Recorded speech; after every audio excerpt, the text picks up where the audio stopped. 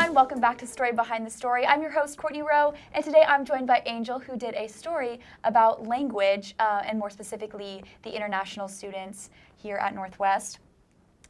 2 weeks ago, I talked to Corey, who did a piece on sign language and how we communicate non-verbally. But this is a bit different in a way that this was about how English compares to other languages and how it's kind of confusing to like alternate between the two. So can you just give us a little rundown on what specifically your story is about? Okay, so my story is about how English is just a really weird language to learn.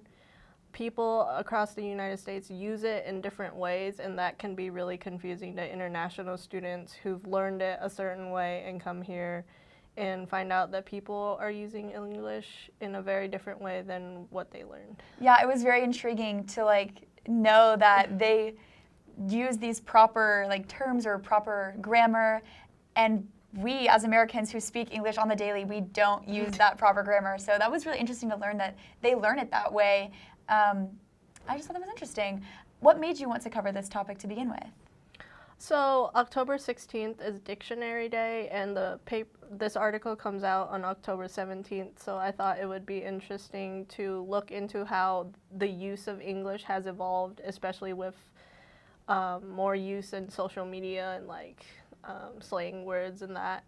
So I talked to teachers in the English department, and they just explained about how English is just very weird, and across the country, people use it differently. Yeah, it was funny to see that the English professors were saying, you know, it's not about the grammar, it's not about proper English, it's about how you get your message out there.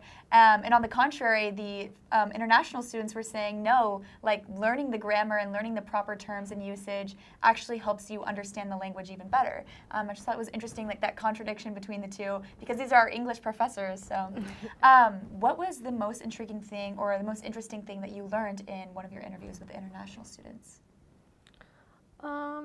I thought it was really interesting when I talked to Vitaly. He's from the Ukraine, and he learned British English. So his English was very different from our English in America, and he was surprised that people who speak English every day don't use it properly. Yeah, I thought that was very interesting too. And I know you did a lot of research about this because, you know, it wasn't just interviews, you did a lot of research into it. What was the most interesting you learned from the research you did? One really intriguing fact was 92% of students in Europe have to learn a different language, while in the United States, about 20% of students in kindergarten through 12th grade are enrolled in a foreign language class. So do you think that American schools should start implementing these foreign language classes at a younger age? Because I know that a lot, you know, like as you said, the foreign schools are teaching them younger and allowing them to like learn all these different languages at a young age. So do you think we should do that in American schools?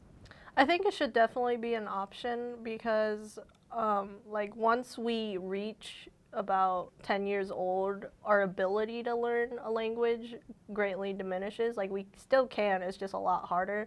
So if we incorporate it earlier, we could have people knowing more languages faster. Do you think that if we did learn more languages as Americans, do you think that would strengthen our relationships and allow for a deeper connection with people of different ethnic backgrounds and different cultural backgrounds because we are more familiar with different languages?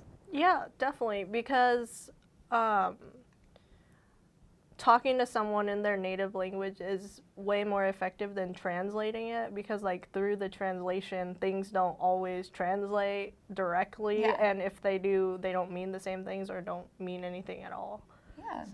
To kind of close things out, what should we expect from you in the future in regards to stories? This week, I'm covering Billy Hunter, who is a professional trumpet player from New York, who's coming to campus, and he'll be doing different things on Sunday, Monday, and Tuesday. Interesting. So, yeah. Can't wait to read it.